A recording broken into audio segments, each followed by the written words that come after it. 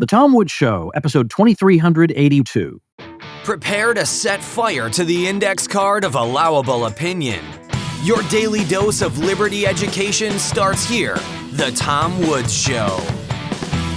Hey folks, believing that the end of the world might be a bad thing that we should try to avoid is not a Russian talking point.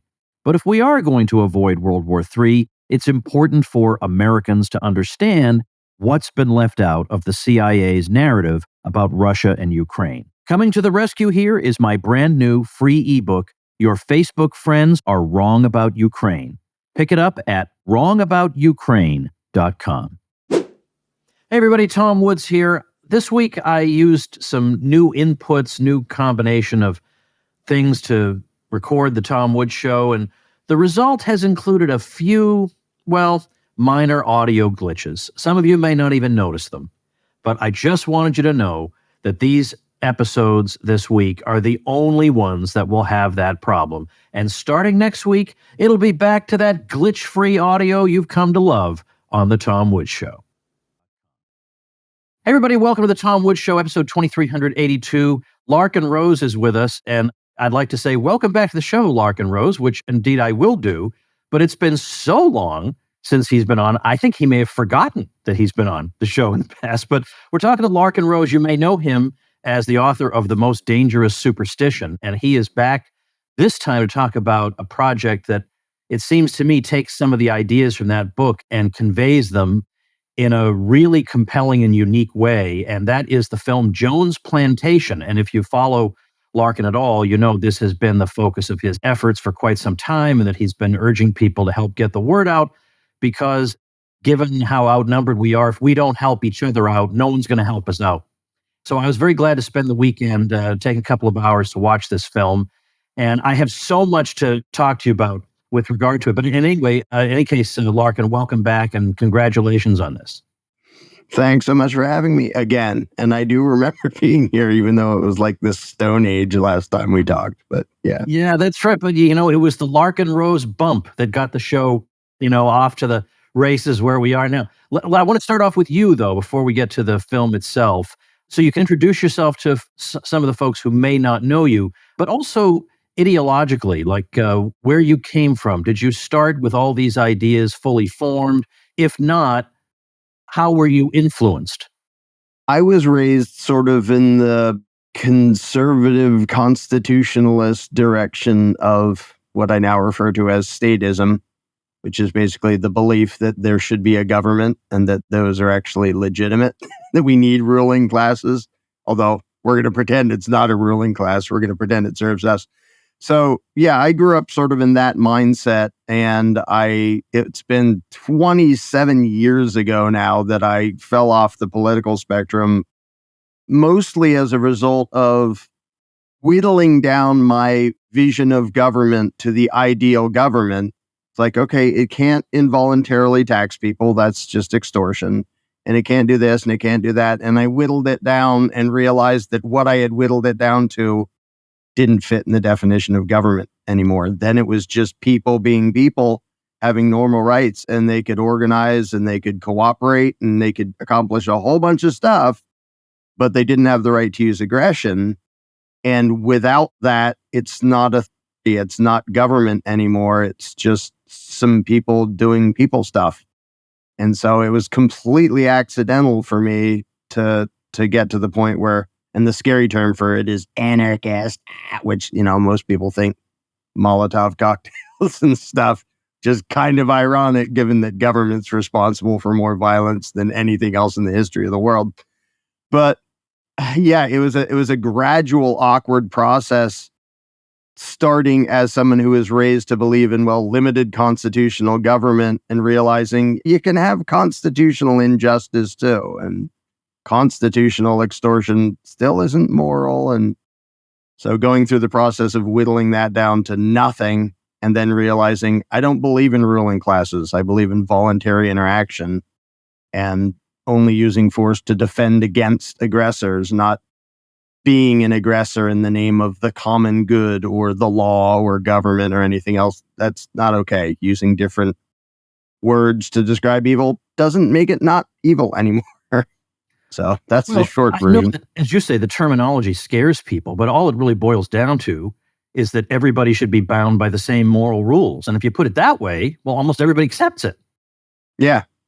They don't even notice that they have in their brain an exception for this thing called authority. It's like, well, of course, morality applies to everybody and nobody should do this, nobody should do that. It's like, well, what about when they legislate it and call it taxation? Well, we need that. Like, they don't even notice in their own belief system that they have this compartment, which is 100% of a result of them being taught to believe this. They have this compartment that says, well, those people, when they do these weird rituals and scribbles and call it legislation and stuff, not only is it okay for them to do it, but it's necessary for them to like rob the rest of us and violently dominate everybody. And so most people, I think, are voluntarists just naturally, but they have this big exception that they've always just accepted without question, which is that's what I did until I looked more closely at it and said, well, why does this not apply to those people over there who, like, we all know they're like the worst people in the world? Why would you give the worst people in the world an exemption from morality? That doesn't seem like it would lead to good things. Yeah, and then so many of these folks, of whom I used to be one also, start making the same arguments the regime itself would make. They start echoing the arguments of their own oppressors, which is an indication of the ultimate victory for the other side. And there is some of that, by the way, reflected in this film, which I want to get to now. So it's Jones Plantation. And this might be kind of an oddball observation on my part. One of the things I noticed is that the musical score is not 19th century at all, even though this is a 19th century setting. But I think what this conveys to the viewer is that this is not really intended to be a period piece. It's not intended to, if you're reading it or looking at it the way you would read Animal Farm on the level of just a bunch of animals, then you're not understanding it. This is a work that is trying to convey timeless ideas that transcend this particular 19th century setting. Yeah, and when I originally started writing the screenplay for it, after it was Andrew Treglia, the director, it was his idea to make what had been a short little animated thing I did years ago into an actual movie. I was just sort of picturing a drama period piece thing, and he made it into something way more quirky and weird and impactful and I think way more interesting. Because, yeah, there's a number of things in the movie that sort of just blindside people and smack them in the head. The moment you start to get comfortable with, oh, this is going to be a movie about this, it immediately messes up your assumptions, keep people's attention with a few smacks in the face. Yeah, it was not exactly the film I expected it to be, but as I saw it unfold, I thought, yeah, this is Larken Rose. I started recognizing some of the ideas in here, like this is not altogether unfamiliar. And by the way, I looked away from the screen for a brief moment. I looked back, and there you are. Whoa, that's Larken in there. So you actually have a cameo here and there. I'm a grouchy Irish indentured servant in the background. My entire job is to like give people dirty looks. But yeah, I'm in there. Yeah. And by the way, the character of Jimmy Jack, that is Andrew, the director. So, is that so? Okay. Yep. And I think it's appropriate that in like almost the first scene, you have the director yelling at the screenwriter. I thought that was very appropriate for the project. Well, the thing is, on the one hand, I don't want to have a whole bunch of spoilers. But on the other hand, without a tiny bit of spoiling, it's hard to get into the themes here. I'll just say that when Mr. Smith comes along, I didn't fully realize what he was going to be up to.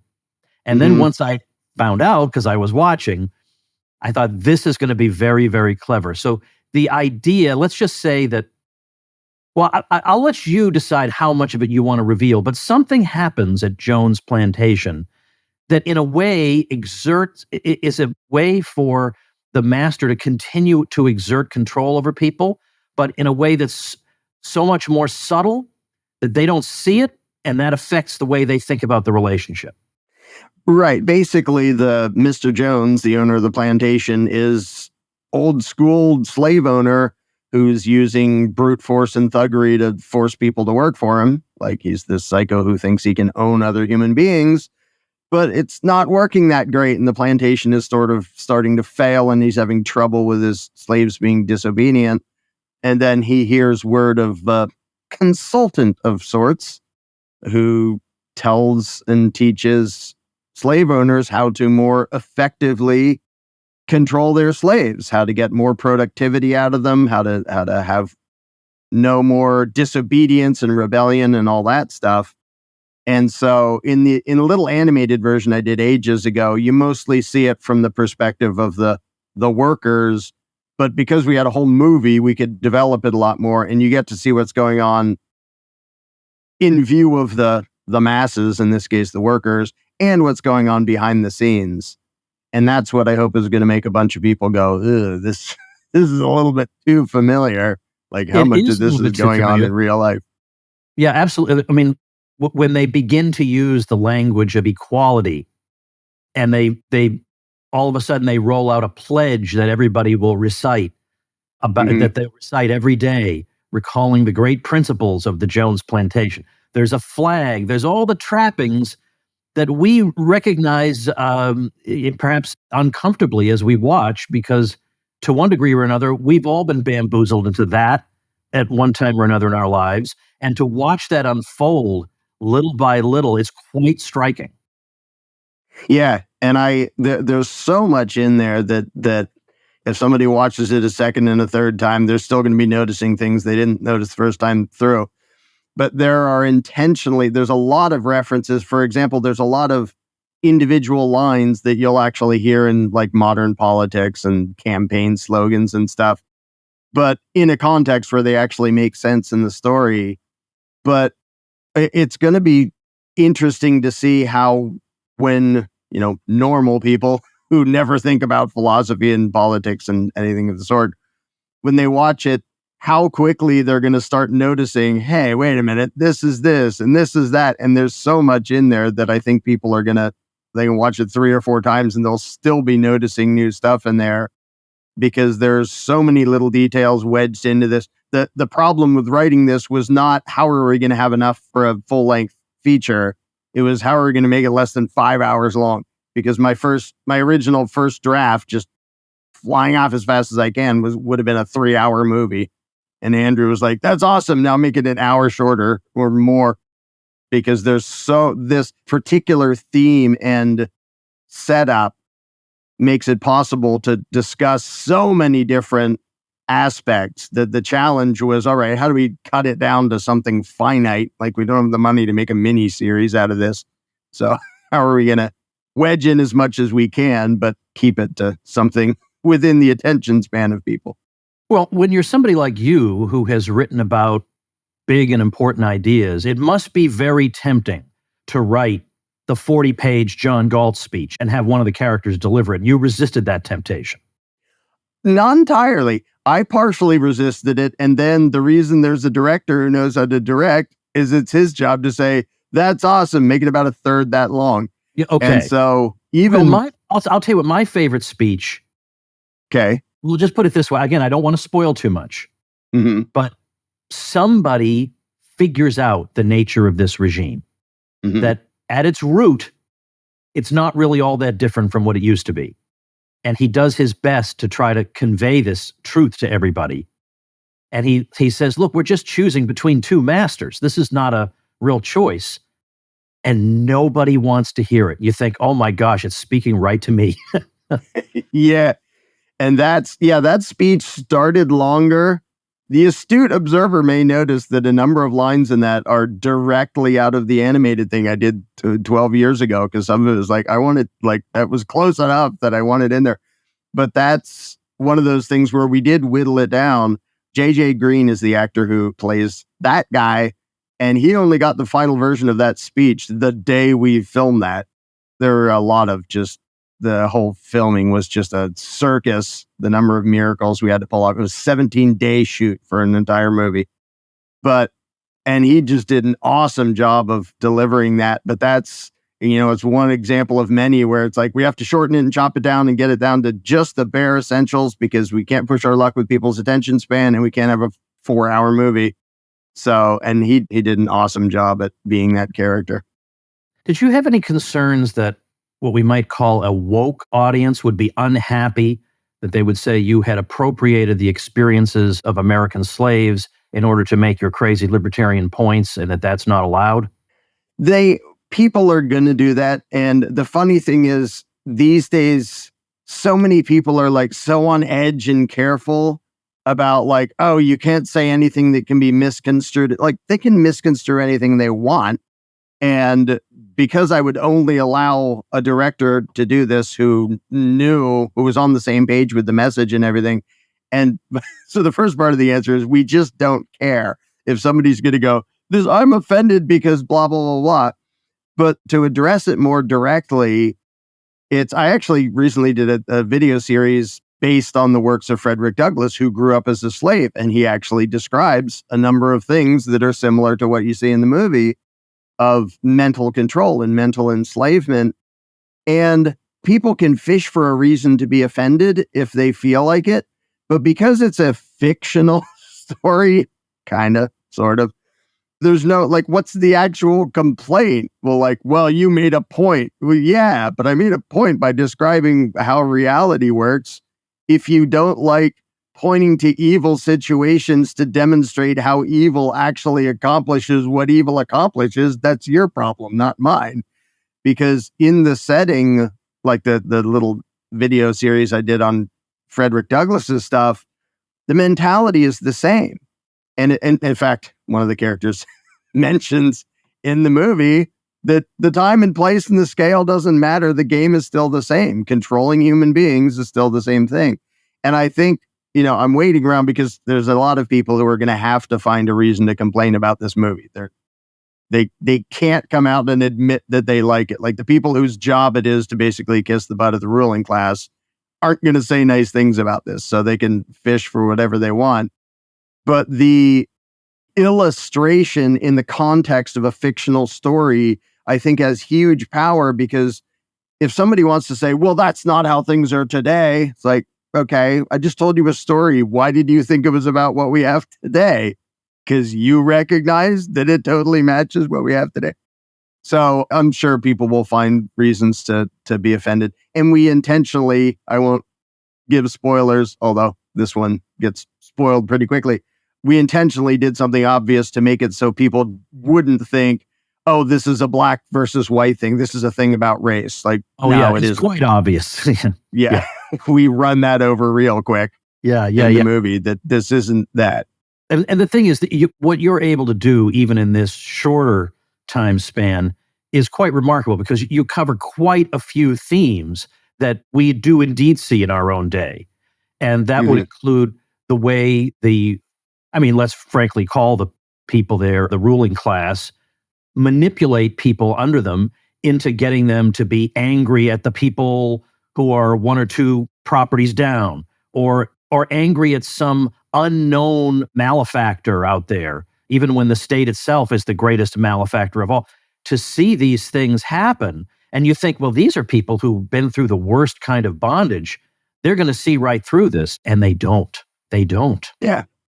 And in real life, they didn't. Like what Frederick Douglass describes in real life slavery, and people can, if somebody wants to get upset about a white person talking about slavery, I'll just refer you to not only a black guy, but a black guy who grew up as a slave, describing the mentality that kept them down and the mentality he had to escape. And Frederick Douglass is just a freaking genius, if you ask me, to be able, like the physical escape to me, like that's impressive enough, but the mental escape and him describing seeing through the garbage, because when you're surrounded by the same garbage and the same mentality and the same assumptions of everybody around you, to dare to step back and go, I think there's something fundamentally way wrong with this, like that takes something special. And he did that. And so if anybody like doesn't like me depicting these, take it up with Frederick Douglass, because he describes a lot of the same manipulations, because they're universal. Like, yeah, the state of being of most Americans on a day-to-day physical level, obviously the suffering and injustice can't be compared in degree to chattel slavery, but the methods are the same. The mentality is the same. The manipulations are the same.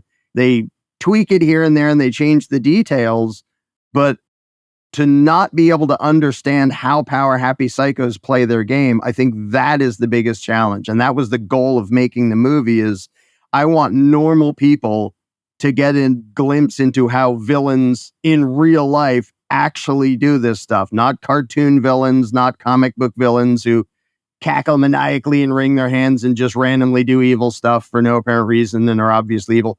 In real life, how do evil things happen? And I want people to watch this movie and go, holy smokes, not only is that believable, but I'm not sure I wouldn't have fallen for it if I wasn't there myself. Hey, everybody, let's thank our sponsor, StartMail. We talk a lot about online privacy, but we often neglect email privacy. And your emails contain personal details, login credentials, business communications that you want to keep confidential. And that's where StartMail comes in. StartMail is not like your free email provider, which knows everything there is to know about you. Your emails are accessible to cyber criminals, companies, even government agencies. And as a matter of fact, your free provider will keep copies of your emails sometimes for months after you deleted them. So that means any email can be retrieved from your account if needed and shared with third parties. And that includes government agencies, which, by the way, have been found buying user data from brokers that they would normally have to obtain with a warrant. You've got world-class encryption with StartMail. You send encrypted messages even if your recipient doesn't use encryption. Your confidential messages stay private, and when you delete an email, it's gone forever. You got unlimited aliases for spam protection. You get 20 gigabytes of email storage, which is more than what free providers like Gmail offer you. And it's hassle-free to switch from one to the other. An easy migration tool allows you to move your emails and contacts from Gmail, Outlook, Yahoo, and other providers with just a few clicks. So sign up today and save 50% off your first subscription year. Go to startmail.com/woods and join tens of thousands of people who trust StartMail for their email security needs. That's StartMail with a T. Startmail.com/woods for 50% off. I think for some reason we've come to expect that if somebody in charge is really evil, well, he's not really evil unless he's pounding on a desk and screaming. Right. When in fact, what is much more likely to happen, it's not that the ruling classes are going to say, we're ruling over you because we're evil bastards. They're going to say things like, we're ruling over you because it's for your health, or it's to protect you, or what, all these other things. Of course, they're going to say that. You're going to be waiting forever for somebody to say, I'm just evil. We have to be a tiny bit more sophisticated than that. By the way, let's pause for just a second. What is the website for this film? JonesPlantationFilm.com is where anybody can go and get it now. Okay, and if you pay like $5 extra, there's a director's commentary version that you get as well as the original and stuff like that. But yeah, that's where people can see it online. Okay, JonesPlantationFilm.com. All right. The subject of voting comes up, and that's very important because a lot of people in this day and age say that they're worried about democracy. And they talk about democracy and the sacred right to vote and this and that. And they think, I think many of them, that that's what makes a society free, is precisely this ability to choose who's going to run the show. And as usual, Larken Rose comes along and pours cold water all over that. Yeah, this movie hits that hard and hits it in a way that, like, again, because you're watching it in the setting of a fictional story, you can't not recognize that's a clever move for them to do that, for them to pretend they're free and let them choose between two oppressors and slave masters. And then you get the behind the scenes version of them discussing what they're actually accomplishing, what they're doing.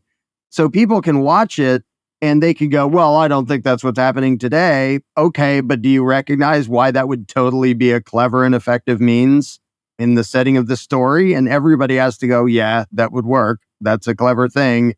And then you can try as hard as you want to pretend that that's not what they've done to you your whole life about democracy.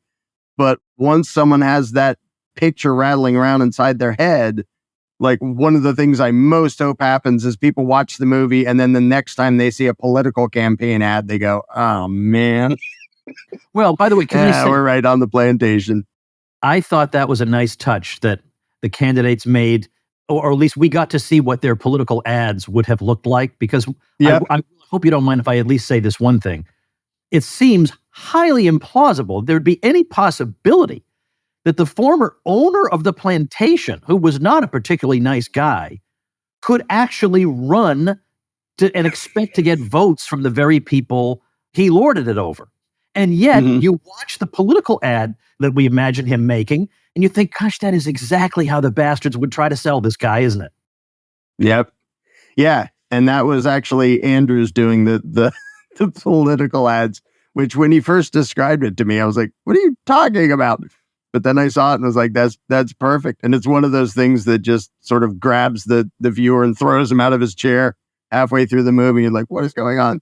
And some of that was literally taken directly out of actual political ads. But yeah, that's exactly how they spin it. And I want people to be cringing at the ad, especially for Mr. Jones, as it goes through trying to paint him as he's here to, I won't get into the details.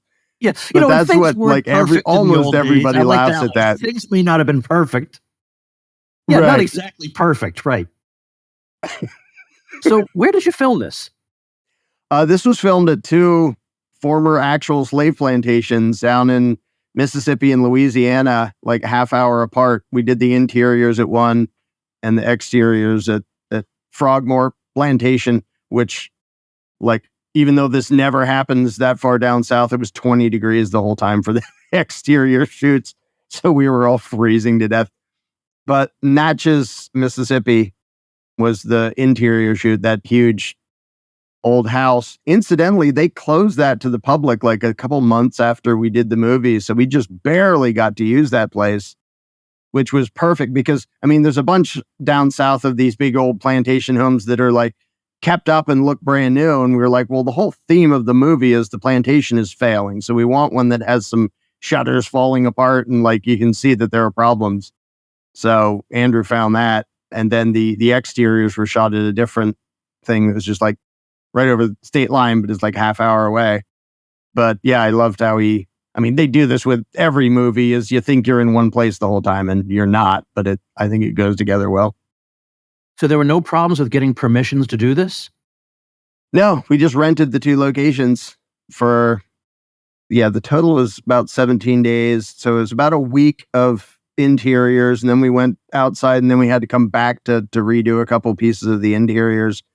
And we just rented the two places because they're both sort of tourist things that people can go to. Frogmore is still open and people can go there and tour it. And it gave it to me, shooting at a place where they did this stuff, like people thought they owned other people, made it sort of creepy, but sort of powerful that like this, sort of shows that was not that long ago. Like the human view of reality is anything resembling actual rational humanity is still in its infancy.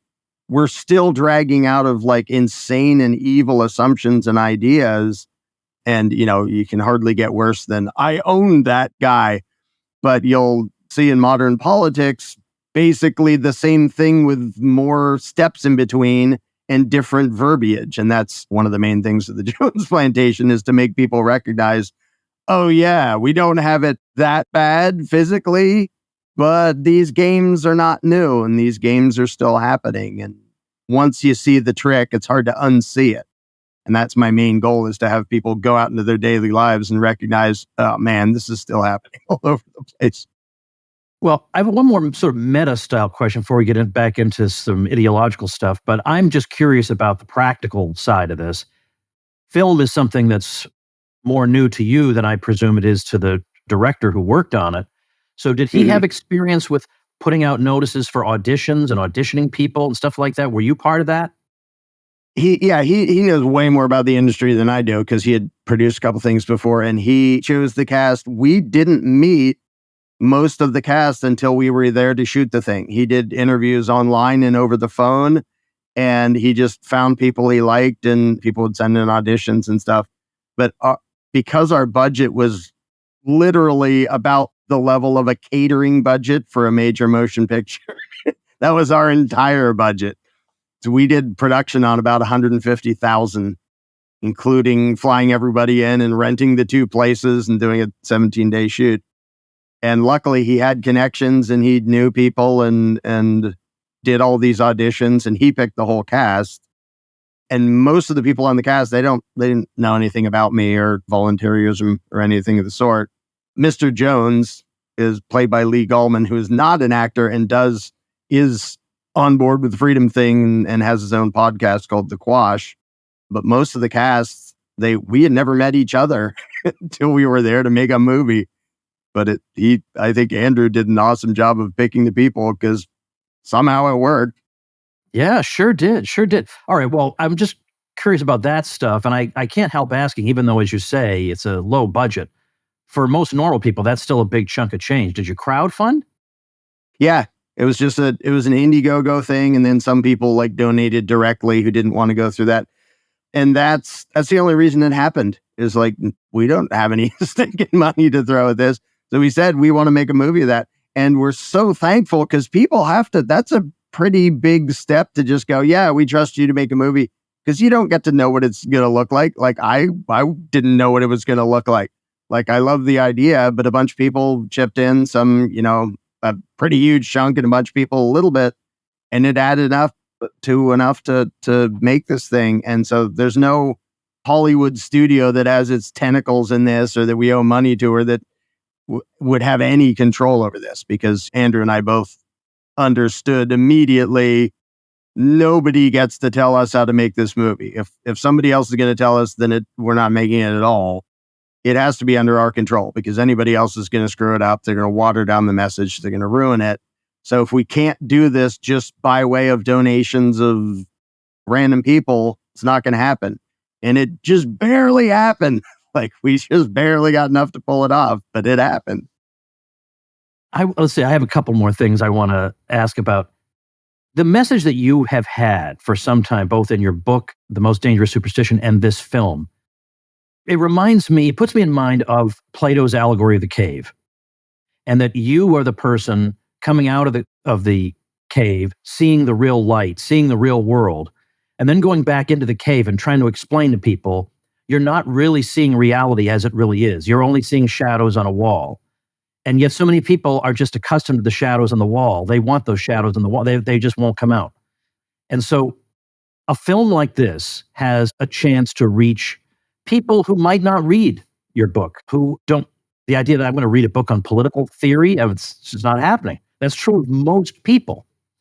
Mm-hmm. But the problem is, most people at the same time have been propagandized into the very kinds of things you described in this film from a very young age. You go to an elementary school, and all the U.S. presidents from all throughout history are up there on the wall, smiling with their benign smiles upon all the children.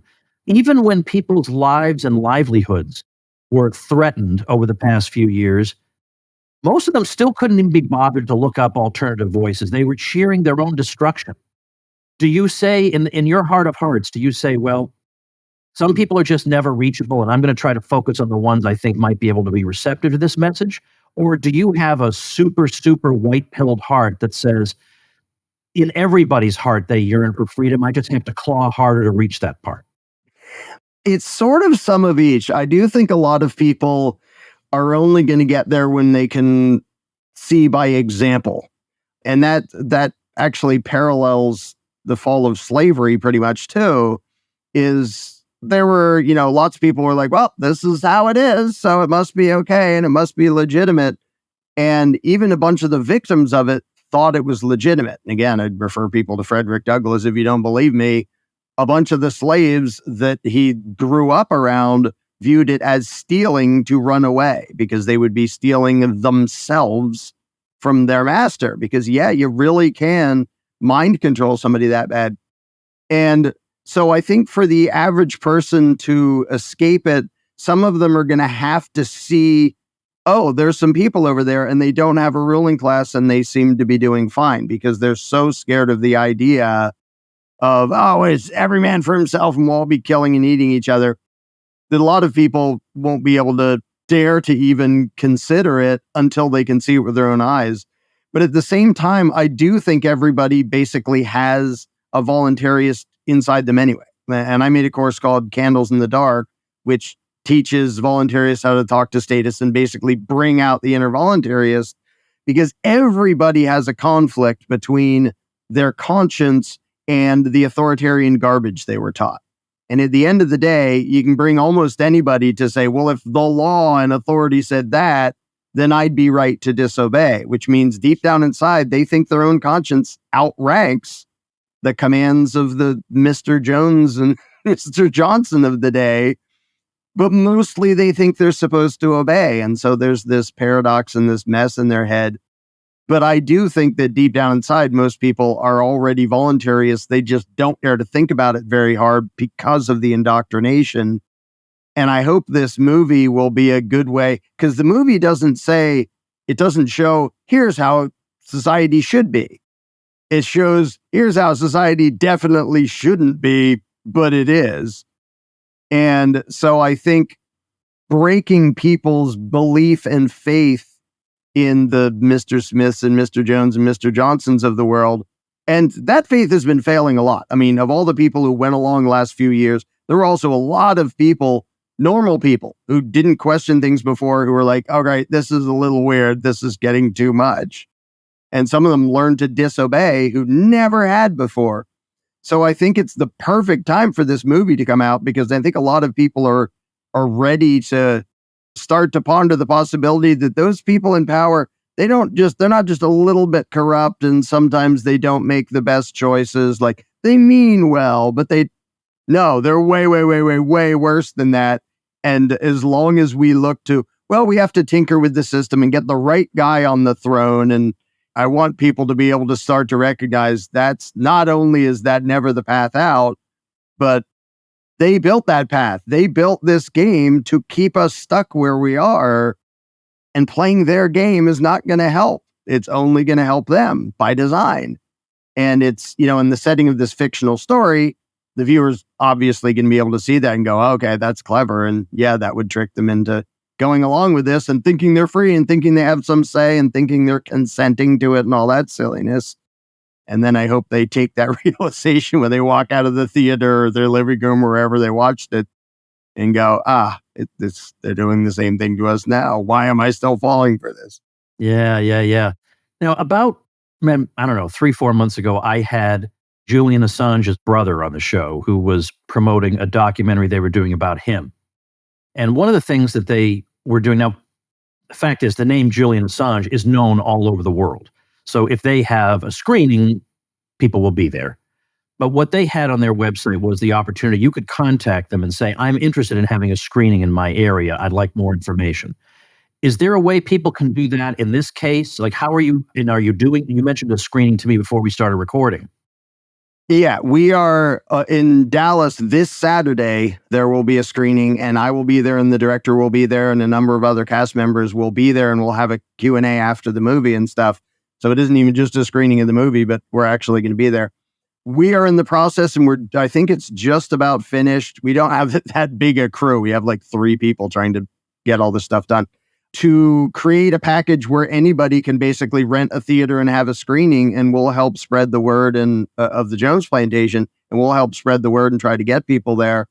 And we want to set it up so that people doing this can make money off of it. Like, maybe they give us a certain fee to be able to do this, and then if whatever you make from the door, that's yours, because we'd love for it to be a actual grassroots thing where people who see the movie go, holy smokes, I want everyone to see this. And they take it upon themselves to do that. I don't know all the details yet, but I think we're just about done with a package that'll allow people to do that. And if people are like, well, I only have, I'm in this tiny little town and we don't have enough for that, or like, we'll try to negotiate something that works, because we're still just us. We don't have $100 million advertising budget like Hollywood does. We have kind of a zero advertising budget.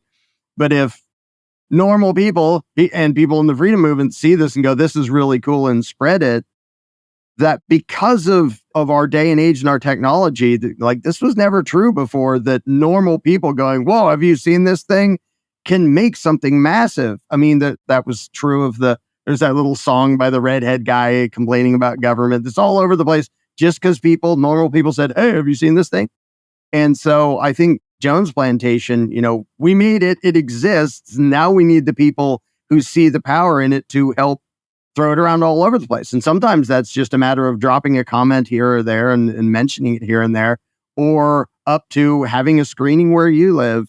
And so that the information on how to do that will be on jonesplantationfilm.com as soon as we get that up and running in a way that it's, we have a system that's easy enough for people to handle that. And we have like the files that theaters use to project an actual movie, and we can arrange to get that to them and all that stuff if somebody else arranges to rent the place and But yeah, because we'd love to see this all over the place, but we haven't even tried yet to have like any major chain play it, because without showing a track record of lots of people seeing it, I don't think they'd. Yeah, we're already fighting an that uphill makes sense. battle. That makes sense.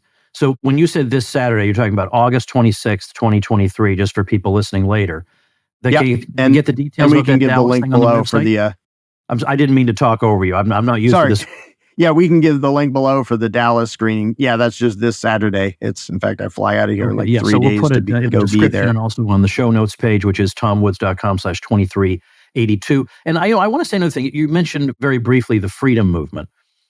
When the neocons were really, really in the saddle, I would see the most untalented boobs on television getting their books promoted by other neocons.